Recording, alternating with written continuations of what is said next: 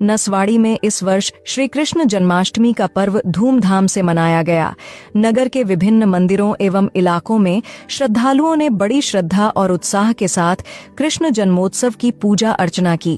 द्वारकाधीश मंदिर, गोपाल जी मंदिर, जलाराम मंदिर, रामदेव नगर क्षेत्र पशुपतिनाथ मंदिर और बापा सीताराम मढ़ूली जैसे प्रसिद्ध स्थलों पर भक्तों ने भगवान श्री कृष्ण के जन्मोत्सव के अवसर पर विशेष दर्शन का लाभ लिया। मध्य रात्रि 12 बजे जैसे ही भगवान का जन्मोत्सव हुआ, वैसे ही पूरे क्षेत्र में नंद घेर आनंद भयो के जयघोष से वातावरण गूंज उठा। रिपोर्टर अल्केश तड़वी, नसवाड़ी। नमस्ते।